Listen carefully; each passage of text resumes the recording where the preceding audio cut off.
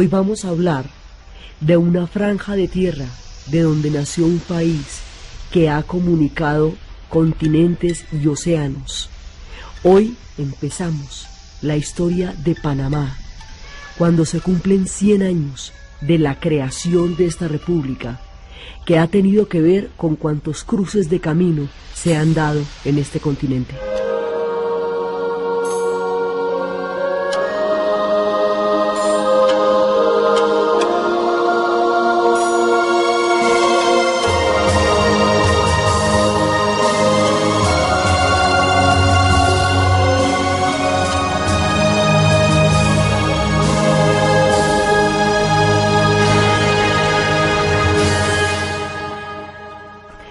Vamos a hacer, a lo largo de los próximos programas, un recorrido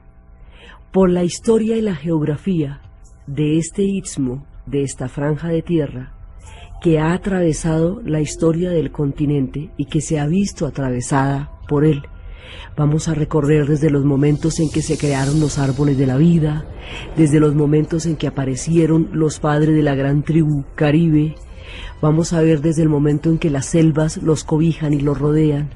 hasta cuando van llegando de ultramar una cantidad de personajes buscando cosas completamente distintas, y se van a encontrar con ellos y van a encontrar en estos pasos las soluciones a unos conflictos interoceánicos de grandes consecuencias, porque en ese momento se estaban rodeando las rutas marítimas del mundo. Vamos a ver cómo esas condiciones irían mucho más adelante a hacer el proyecto de un canal interoceánico, cómo ellos formaron parte de diferentes proyectos históricos de capitanías, cómo fueron capitanías españolas, cómo fueron parte del virreinato, cómo fueron una cantidad de partícipes de una cantidad de historias de la formación de esta parte del mundo. El canal interoceánico les da la preeminencia en el mundo entre las Américas, desde el momento en que lo crean hasta el momento en que lo van a entregar y les es devuelto. La creación como sociedad de este pueblo, la diversidad tan impresionante de gentes que tienen, desde toda la población indígena hasta comunidades chinas, comunidades hindúes, comunidades de todas partes de la tierra que han recibido asentamientos en el istmo de la República de Panamá, de lo que hoy es la República de Panamá.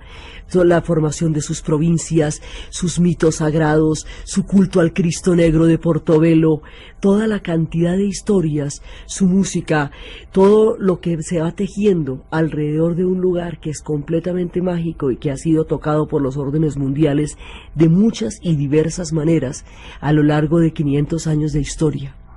Ellos surgen del árbol de la vida, de donde vienen las selvas. Dicen que Macunaíma había creado el gran árbol de la vida,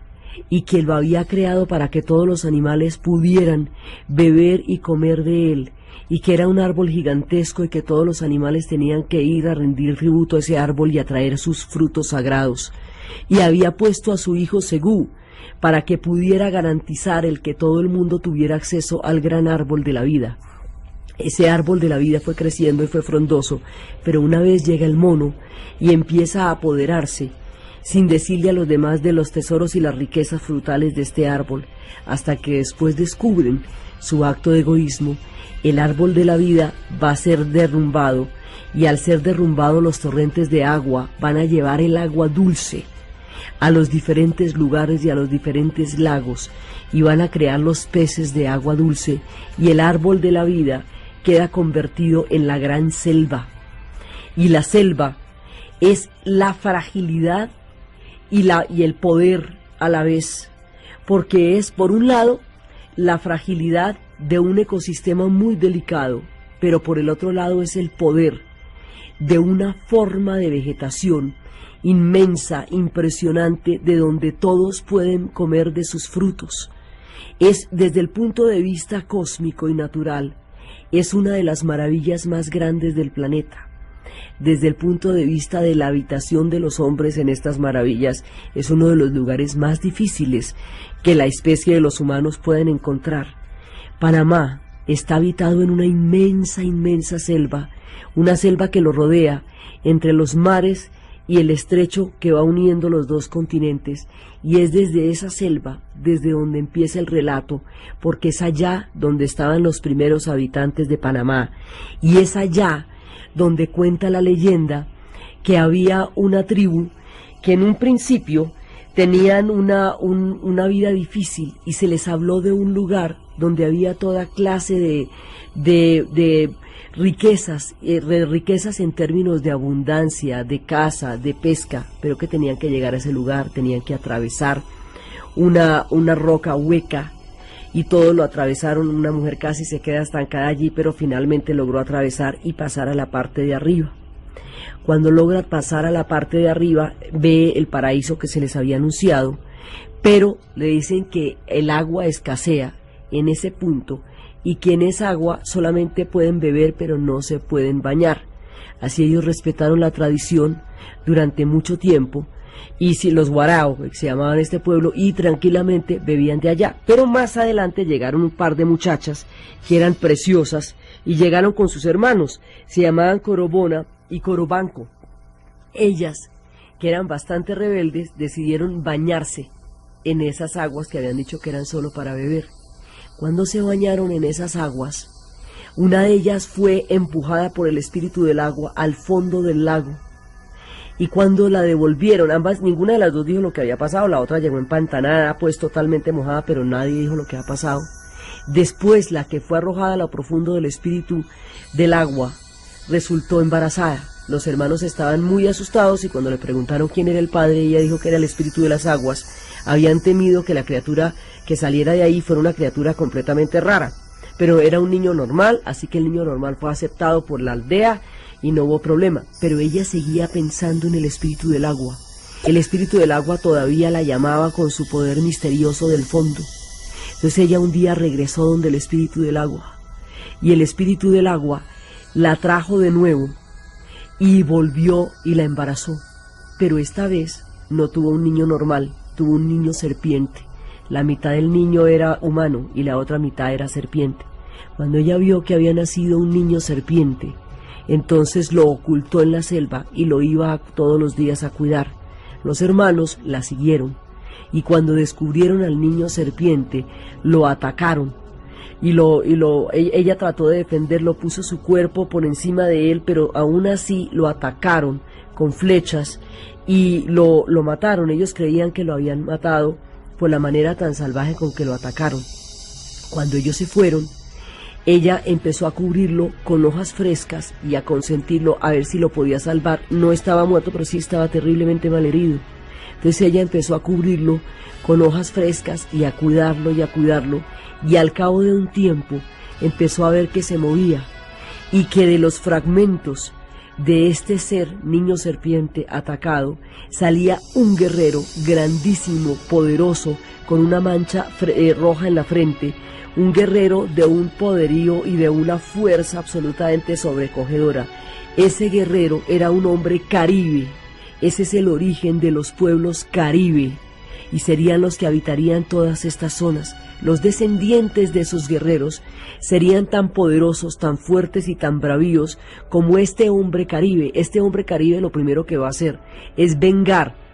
la muerte del niño serpiente, y va a expulsar a los guarao hacia los pantanos y luego hacia las orillas del océano. Estos caribe, guerreros por naturaleza, venidos de la historia del niño serpiente, van a habitar todos los litorales y van a ser quienes adapten a estas selvas que son tan delicadas, tan poderosas, tan omnipotentes y tan frágiles, y a la vez tan exuberantes, que hacen posible la vida para todas las criaturas de la tierra. Entre las criaturas de la tierra, entre la exuberancia de la selva, surgen los poderosos guerreros caribe, que habitaban estas zonas como solo ellos sabían habitarlas, en consonancia con la naturaleza. Entonces estaban estos pueblos habitando sus selvas, habitando su cosmogonía, habitando su mundo, habitando su relación con todo el entorno, tranquilos de la vida. Al otro lado del mundo empiezan a pasar unas cosas que se les van a venir encima sin comerlo ni beberlo. Resulta que al otro lado del mundo los turcos otomanos bloquearon las rutas que traían toda la canela, la seda, la pimienta, las especias. Esas rutas venían del Asia, venían de la India, venían de la China, atravesaban todo lo que había sido durante mucho tiempo la ruta de la seda y traían todas esas mercancías a Occidente. La expansión del Imperio Turco va a bloquear esas rutas y ese bloqueo va a producir consecuencias imprevisibles sobre los pueblos caribe y la gente de los niños serpiente.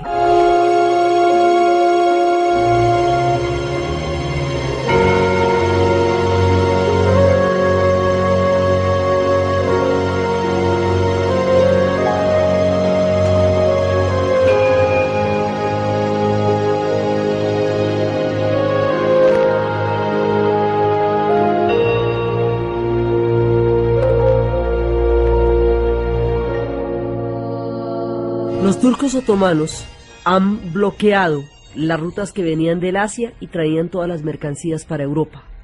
La bloquearon porque al tomar Constantinopla y al haber hecho sucumbir al Islam y al haberse convertido en una hegemonía militar, controlan todas las rutas. Entonces la ruta de la seda,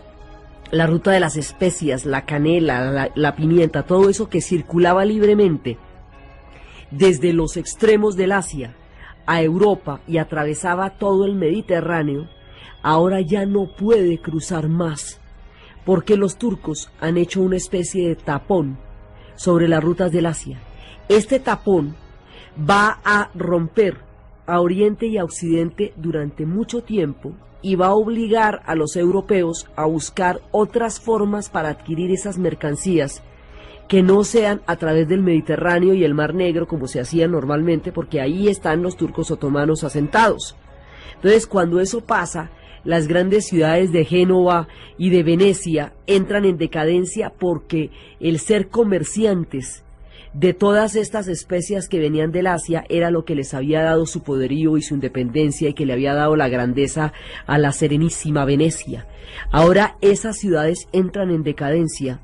y el Mediterráneo se ve enfrentado a una ruptura que hace que la continuidad que producía con el mundo del Asia en este momento ya no se pueda dar. Por esa razón hay que buscar otras rutas para traer las especias, porque resulta que cuando en pueblos que no existía la refrigeración, la única manera de conservar los alimentos era a través de las especias, y como las especias son de zonas tropicales, en la geografía europea eso no se da, entonces la comida no tenía ninguna forma de aliñarse. Entonces los aliños para los sabores de la comida y la conservación de la comida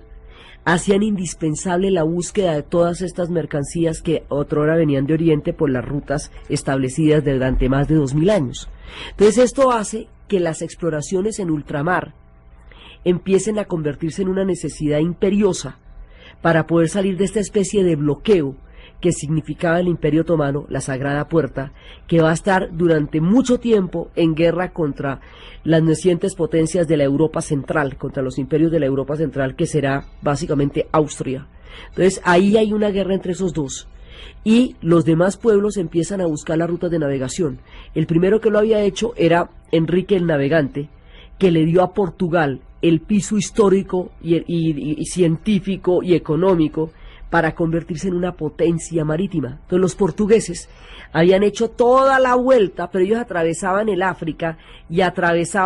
primero se bajaban, hacían toda la vuelta por el África, cogían el mar Arábico, luego lo cogían el Océano Índico, por el Océano Índico llegaban hasta la India y de ahí traían todo eso y se devolvían. Era un vuelto larguísimo el que ellos hacían, pero bueno, pues era el único que se podía hacer en ese momento. Entonces, las rutas de navegación están empezando a abrirse. En un principio son los portugueses los que dominan los mares. Como ya los genoveses y los venecianos eran grandes navegantes y tenían una idea muy clara de las posibilidades que había y que no había de recorrer las rutas en esa época, como los portugueses eran los que precisamente habían tenido el control de las rutas, ellos más que nadie sabían exactamente qué era posible y qué no era posible. Los conocimientos de navegación de la época eran vastos y profundos por las rutas de navegación que se estaban dando en ese momento, que hubo que explorar a partir del tapón de los turcos otomanos en ese momento en respecto de las rutas del Mediterráneo y el Asia. Entonces, ninguno de estos personajes, ni los venecianos, ni los genoveses, ni los portugueses, le pararon ni 5 de bolas al proyecto de Cristóbal Colón de buscar una ruta por un camino mucho más corto para llegar a China y a Japón y a India, en lugar de hacer toda la vuelta por el Cabo de la Buena Esperanza, por el Océano Índico, por la península arábica, que eso es un vuelto larguísimo. Él proponía era más bien coger por el Atlántico, pero en lugar de bajar por África, coger por el Atlántico derecho. Y si usted coge por el Atlántico derecho, ahí, por el otro lado, por la redondez de la Tierra, termina por llegar a la China y a la India, como lo había definido los relatos de Marco Polo, a Catay y a Zipango. Entonces, ese cuento no se lo creía nadie, no se lo creen los genoveses, no se lo creen los portugueses, no se lo creen los venecianos, porque todos ellos son navegantes y tienen un conocimiento profundo de las rutas posibles. Entonces, le va a echar ese cuento a una persona que tiene todo el arrojo, que tiene todas las ganas y que no tiene los conocimientos de navegación para dudar del proyecto. Esa persona es Isabel de Castilla. Isabel de Castilla puede tomar las decisiones autónomamente, porque los reinos de Castilla y Aragón son autónomos. Ella, como eso es una biarquía, digamos, lo que hicieron fue un proyecto de los dos reinos para consolidar un estado, un país. Cada uno, ella era autónoma en Castilla y Fernando era autónomo en Aragón. Entonces, ahí se está dando un proceso de unificación de un país. Ese proceso de unificación de ese país se está dando alrededor de un proyecto religioso. Ese proyecto religioso es el catolicismo, como forma única de existir de la sociedad española. Implicó la total persecución de los moros y de los judíos. Los judíos serán expulsados de las maneras más crueles y terribles. Una sociedad profundamente intolerante y excluyente va a nacer de todas esas fusiones, pero con un carácter religioso. Eso es un estado teocrático prácticamente el que está surgiendo en ese momento, que no tenía hasta entonces un contacto directo o fuerte con la navegación en épocas recientes, porque ellos de tiempo atrás en la península, desde las épocas de los íberos y de los fenicios, pues claro que lo tenían, pero en ese momento, cuando llevaban tanto tiempo en las luchas de unificación y en las luchas contra los moros y contra los judíos, y en todas las guerras que se desataron y todas las órdenes religiosas y ese espíritu cruzado y belicista que los estaba desarrollando, no se habían metido en los mares. Entonces, cuando llega Cristóbal Colón donde la reina Isabel y le propone este proyecto, ella considera que puede ser muy bueno para Castilla, porque Castilla no tiene acceso a todas esas rutas de navegación que Portugal controla,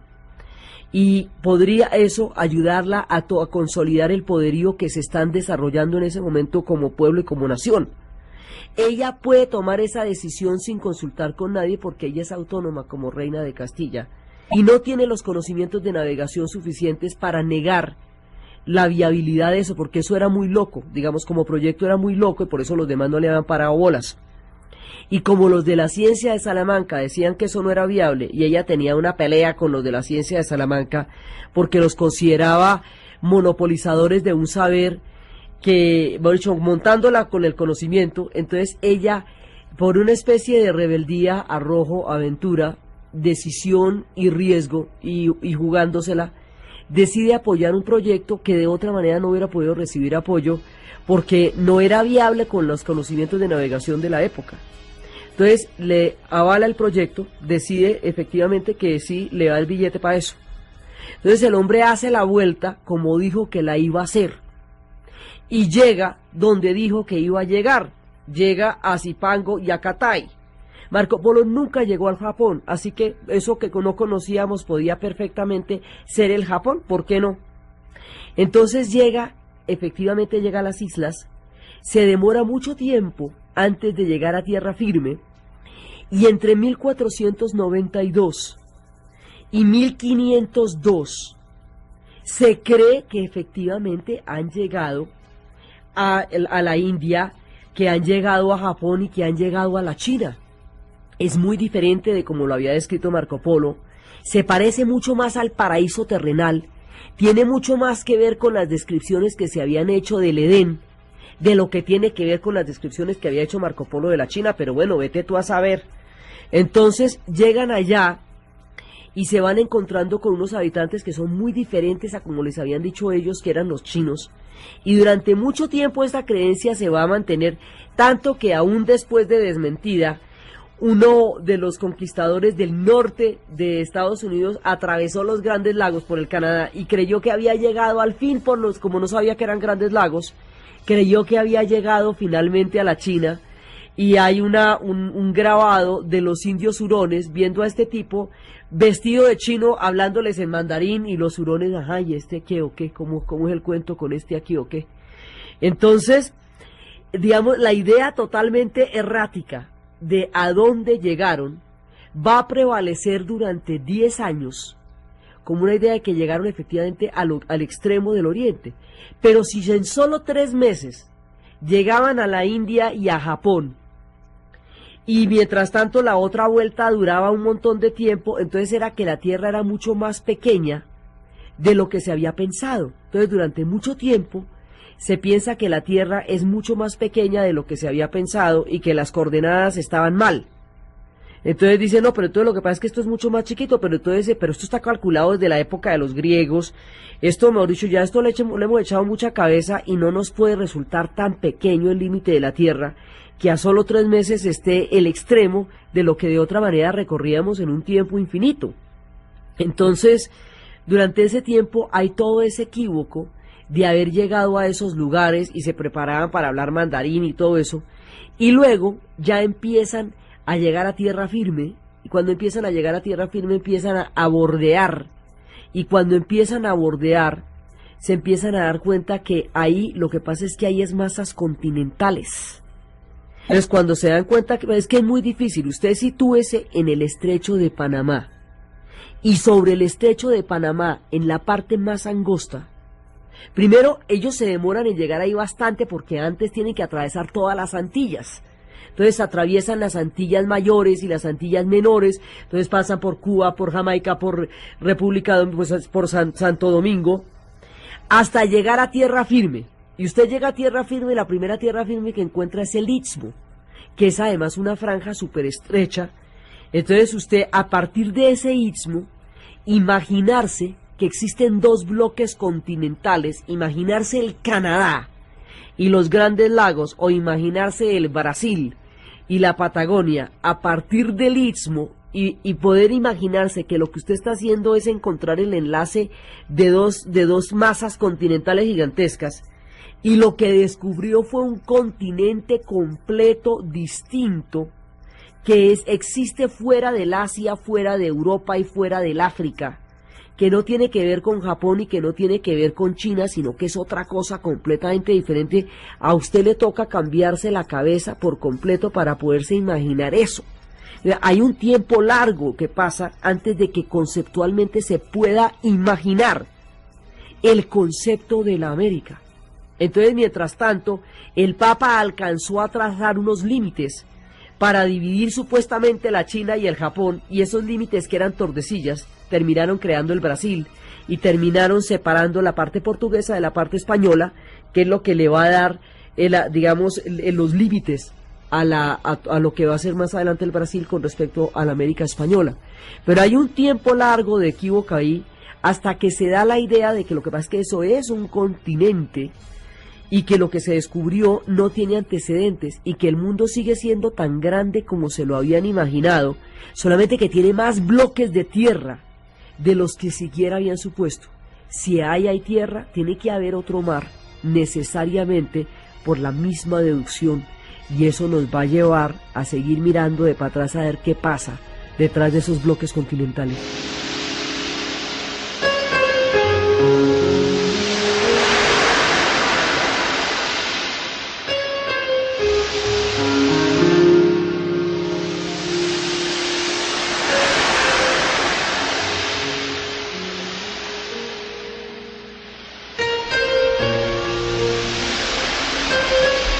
Así se ponen a pensar, si existe, si esto es un bloque de tierra, que tiene que haber otro mar,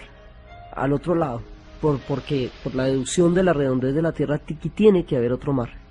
Entonces hay una serie de preguntas y una serie de encuentros. Entonces llegan de ultramar, primero atravesando todas las islas del Caribe. Después de que atraviesan cada una de las islas del Caribe, llegan a lo que se llama tierra firme. Y cuando llegan a tierra firme, llegan a lo que es el Istmo. Y en el Istmo primero se encuentran con los caribes. Y la primera vez que se van a encontrar es un encuentro amable, porque no tendría por qué no serlo. Pero esta gente se encuentran con un pueblo que tiene una cosmogonía y que tiene toda una inmensa visión del mundo y que está viviendo en una zona. Estas zonas, las zonas del Istmo, y las zonas de una parte importante de Colombia corresponde a lo que se llama la zona arqueológica intermedia, porque es un punto intermedio entre las grandes culturas de lo que van a ser los incas al sur y las que van a ser los mayas y los aztecas al norte. Entonces, las condiciones del Istmo y las condiciones de la selva y de los pantanos del Istmo hacen que civilizaciones del tamaño de las civilizaciones aztecas o incas no pudieran asentarse en esa zona. Entonces se asientan grupos, pequeños grupos, que son los que pueden sobrevivir en un ecosistema tan supremamente complejo como es la selva. Esos son los que se encuentran, la gente que está viviendo ahí, que tiene sus cosmogonías, que tiene sus cosmovisiones, que vienen del niño serpiente, que vienen de los árboles de la vida. Entonces, estos personajes que están viviendo allá se van a encontrar con una cantidad de empresas que vienen de ultramar en nombre de una religión y de un rey, y unas tierras que se van a dar para un papa y para un proyecto teocrático y religioso que no tiene nada que ver con la gente que está viviendo alrededor del árbol de la vida y bebiendo de todo lo que había creado y generado Macunaíma. Entonces había una cédula, una orden real que se llamaba el requerimiento, y el requerimiento decía que no se podía atacar a los indígenas a los indios primero, porque como acuérdense que llegaron a la India, ¿no? Entonces pues se llaman indios, porque como llegaron fue a la India. Entonces después hay que decirles que esas tierras de ahora en adelante van a formar parte del rey de España. El requerimiento les contaba que Adán y Eva, que Dios había hecho al mundo alrededor de Adán y Eva, que los descendientes de Adán y Eva habían conquistado y perdido el paraíso, que los hombres habían que Dios había, a través de la figura del Papa, había representado su voluntad en la tierra, que el Papa delegaba esa voluntad en la tierra sobre la figura del rey, que el rey era el dueño de esas tierras, y que las personas que habitaran esas tierras tendrían que o acatar la religión en nombre de la cual se conquistaban, o abandonar esas tierras, porque de ahí en adelante serían del rey de España. Entonces eso era el requerimiento. Entonces leía un bando que era el requerimiento, y que para los pueblos que se encontraron pues no tenía ningún sentido. Primero, no tenía sentido porque no comprendía la lengua. Y segundo, cuando llegaron a una de las comunidades donde sí hubo un intérprete y comprendieron la lengua y el requerimiento, dijeron, pero un momentico, yo no entiendo ese requerimiento, porque ese señor está dando es un abusivo porque está dando unas tierras que no son de él. Es un descarado porque está amenazando personas que no conoce. Y a mí me parece muy bien que ustedes tengan una religión, pero nosotros también tenemos la nuestra y no tenemos ninguna intención de abandonar nuestra religión. Está muy bien que ustedes tengan su Dios y nosotros tenemos los nuestros y no hay problema con eso. Entonces ahí sí procedieron a atacarlos. Entonces después del requerimiento, después de leído el requerimiento, procedían a atacar, porque daban por descontado que al no haber acatado lo que se les había pedido,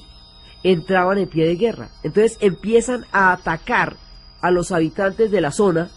sin comerlo ni beberlo. Mejor dicho, a usted le llegaron en un barco un combo de gente diciéndole que esas tierras eran del rey y diciéndole que esas tierras eran del papa,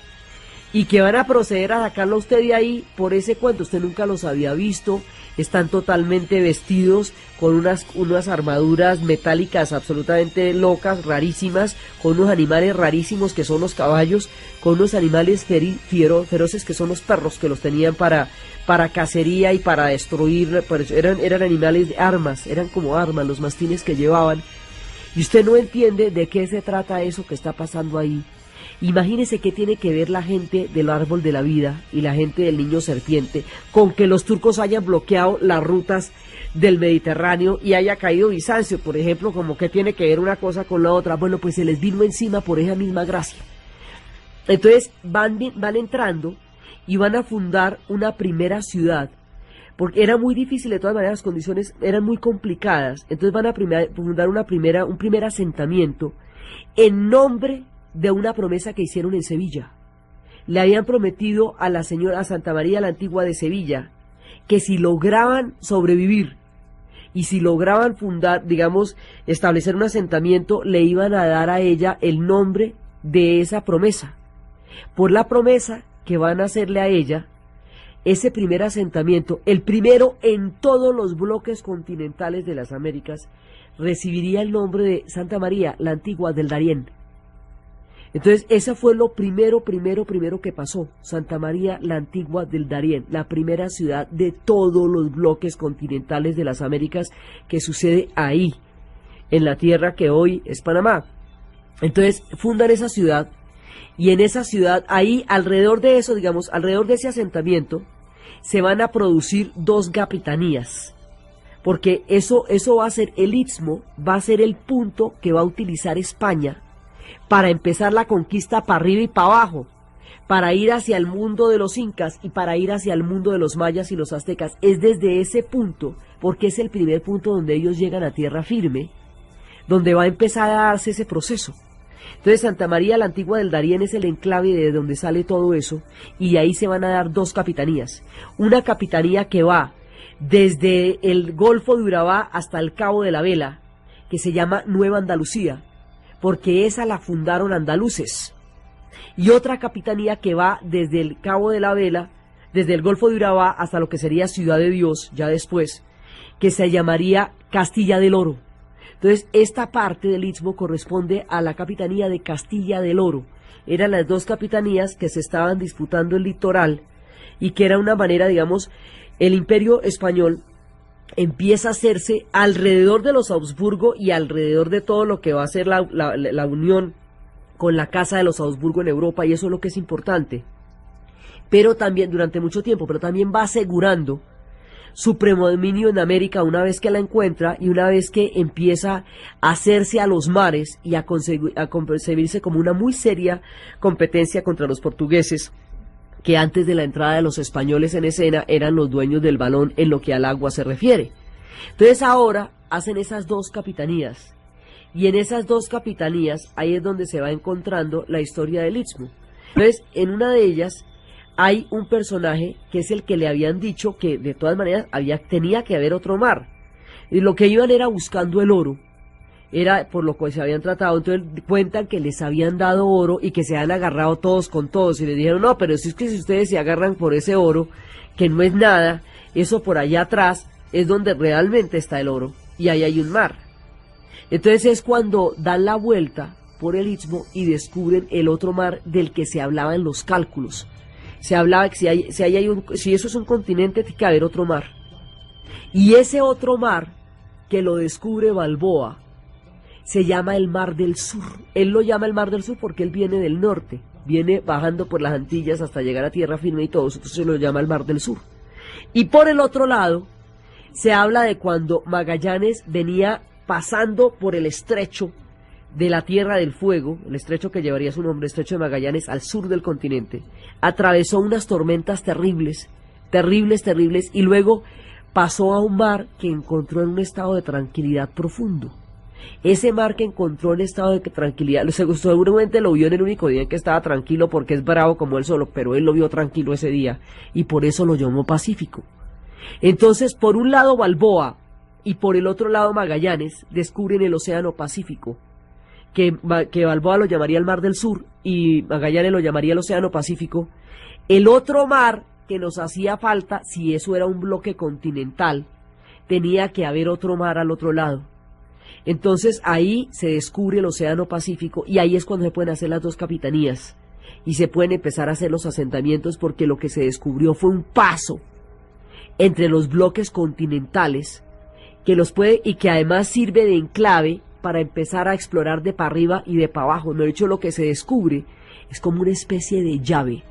a la geografía del Nuevo Mundo, y esa llave empieza en Santa María la Antigua del Darién.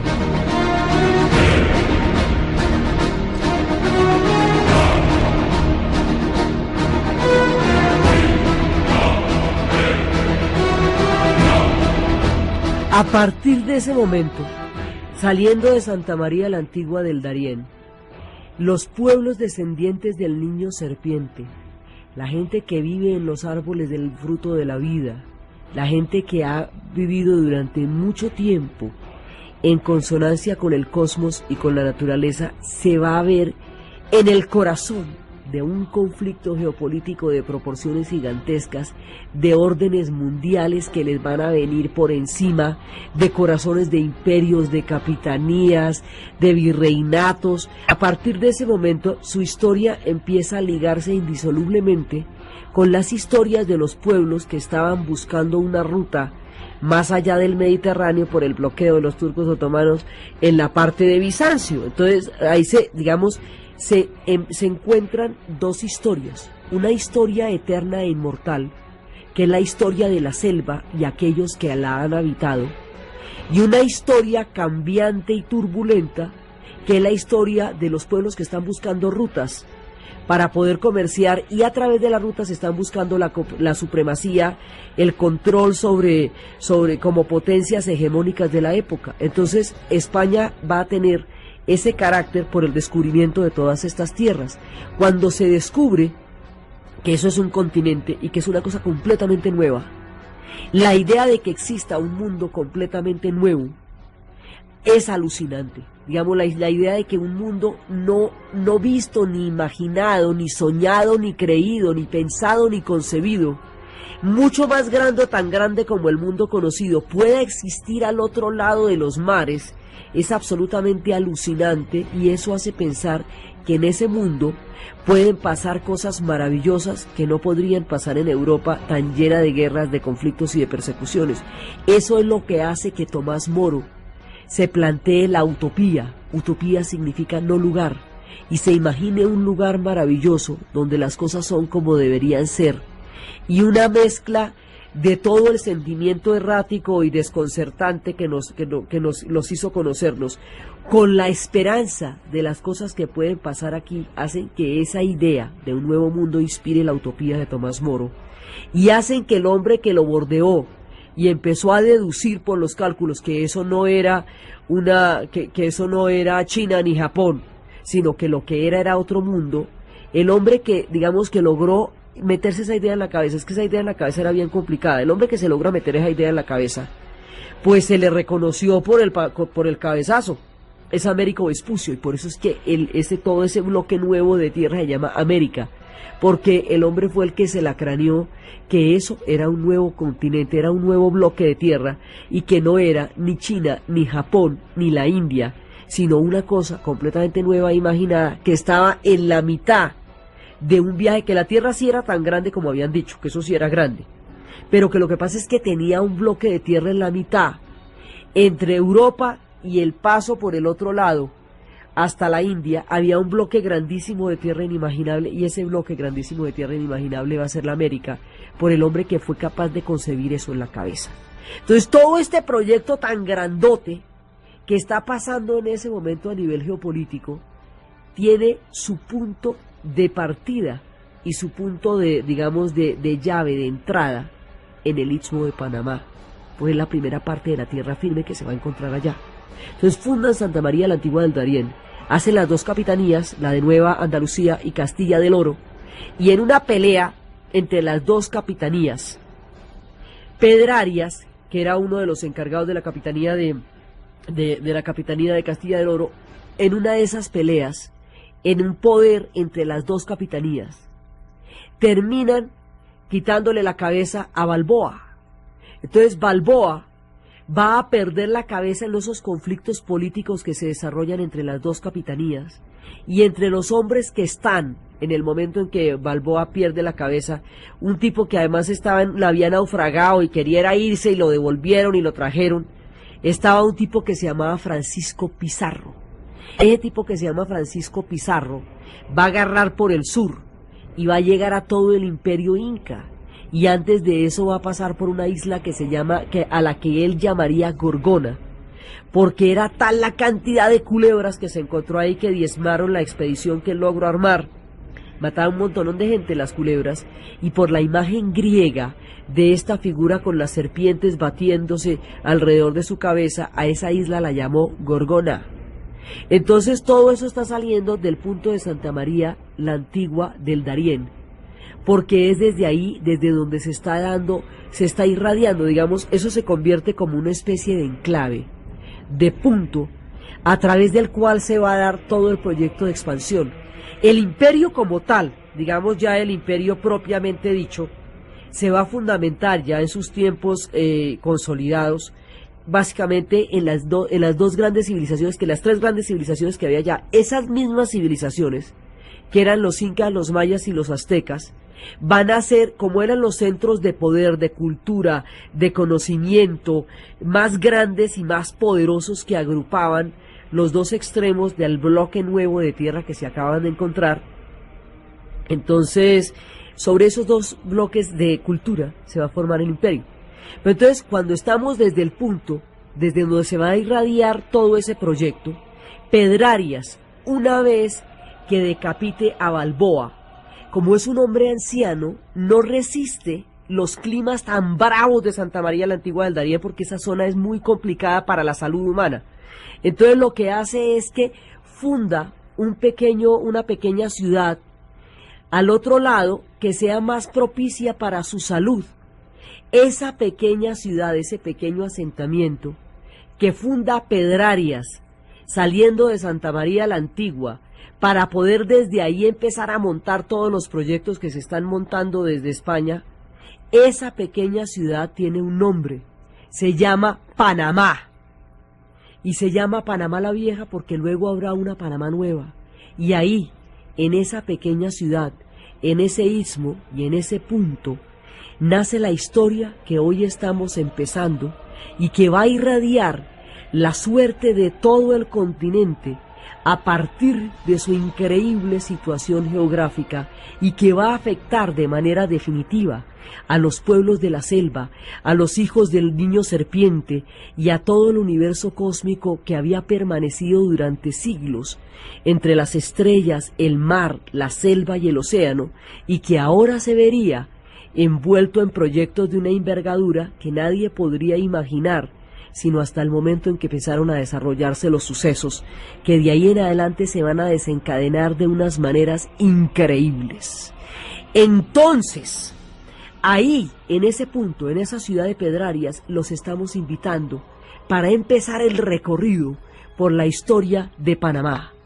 Entonces, desde los principios del árbol de la vida, desde el niño serpiente, desde las rutas bloqueadas, desde las hipótesis más locas, desde la concepción de mundos completamente inimaginables y nuevos, y desde una espesa, densa, maravillosa y rica geografía selvática, desarrollada en la mitad de un punto donde se unen los océanos y los continentes, viendo los dos continentes, y es desde esa selva desde donde empieza el relato, porque es allá donde estaban los primeros habitantes de Panamá, y es allá donde cuenta la leyenda que había una tribu que en un principio tenían una vida difícil, y se les habló de un lugar donde había toda clase de riquezas en términos de abundancia, de caza, de pesca, pero que tenían que llegar a ese lugar, tenían que atravesar una roca hueca, y todo lo atravesaron. Una mujer casi se queda estancada allí, pero finalmente logró atravesar y pasar a la parte de arriba. Cuando logra pasar a la parte de arriba, ve el paraíso que se les había anunciado, pero le dicen que el agua escasea en ese punto y que en esa agua solamente pueden beber pero no se pueden bañar. Así ellos respetaron la tradición durante mucho tiempo, y si los guarao, que se llamaban este pueblo, y tranquilamente bebían de allá. Pero más adelante llegaron un par de muchachas que eran preciosas y llegaron con sus hermanos, se llamaban Corobona y Corobanos, y las riquezas frutales de este árbol, hasta que después descubren su acto de egoísmo. El árbol de la vida va a ser derrumbado, y al ser derrumbado los torrentes de agua van a llevar el agua dulce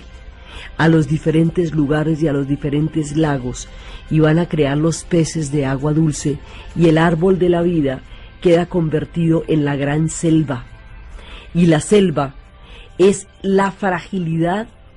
y el poder a la vez, porque es, por un lado, la fragilidad de un ecosistema muy delicado, pero por el otro lado es el poder de una forma de vegetación inmensa, impresionante, de donde todos pueden comer de sus frutos. Es, desde el punto de vista cósmico y natural, es una de las maravillas más grandes del planeta. Desde el punto de vista de la habitación de los hombres en estas maravillas, es uno de los lugares más difíciles que la especie de los humanos pueden encontrar. Panamá está habitado en una inmensa, inmensa selva, una selva que lo rodea entre los mares y el estrecho, que va a unidades chinas, comunidades hindúes, comunidades de todas partes de la tierra que han recibido asentamientos en el istmo de la República de Panamá, de lo que hoy es la República de Panamá, toda la formación de sus provincias, sus mitos sagrados, su culto al Cristo Negro de Portobelo, toda la cantidad de historias, su música, todo lo que se va tejiendo alrededor de un lugar que es completamente mágico y que ha sido tocado por los órdenes mundiales de muchas y diversas maneras a lo largo de 500 años de historia. Ellos surgen del árbol de la vida, de donde vienen las selvas. Dicen que Macunaíma había creado el gran árbol de la vida, y que lo había creado para que todos los animales pudieran beber y comer de él, y que era un árbol gigantesco y que todos los animales tenían que ir a rendir tributo a ese árbol y a traer sus frutos sagrados. Y había puesto a su hijo Segú para que pudiera garantizar el que todo el mundo tuviera acceso al gran árbol de la vida. Ese árbol de la vida fue creciendo y fue frondoso, pero una vez llega el mono y empieza a apoderarse, sin decirle a los demás de los tesormentos en que aparecieron los padres de la gran tribu Caribe. Vamos a ver desde el momento en que las selvas los cobijan y los rodean, hasta cuando van llegando de ultramar una cantidad de personajes buscando cosas completamente distintas, y se van a encontrar con ellos y van a encontrar en estos pasos las soluciones a unos conflictos interoceánicos de grandes consecuencias, porque en ese momento se estaban rodeando las rutas marítimas del mundo. Vamos a ver cómo esas condiciones irían mucho más adelante a hacer el proyecto de un canal interoceánico, cómo ellos formaron parte de diferentes proyectos históricos de capitanías, cómo fueron capitanías españolas, cómo fueron parte del virreinato, cómo fueron una cantidad de partícipes de una cantidad de historias de la formación de esta parte del mundo. El canal interoceánico les da la preeminencia en el mundo entre las Américas, desde el momento en que lo crean hasta el momento en que lo van a entregar y les es devuelto. La creación como sociedad de este pueblo, la diversidad tan impresionante de gentes que tienen, desde toda la población indígena hasta comunidades. Hoy vamos a hablar de una franja de tierra de donde nació un país que ha comunicado continentes y océanos. Hoy empezamos la historia de Panamá, cuando se cumplen 100 años de la creación de esta república, que ha tenido que ver con cuantos cruces de camino se han dado en este continente.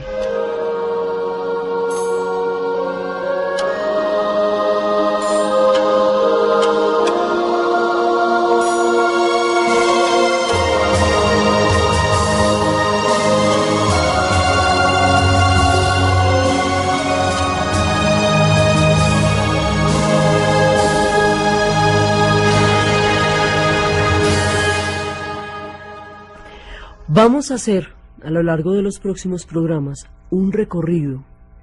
por la historia y la geografía de este istmo, de esta franja de tierra, que ha atravesado la historia del continente y que se ha visto atravesada por él. Vamos a recorrer desde los momentos en que se crearon los árboles de la vida, desde los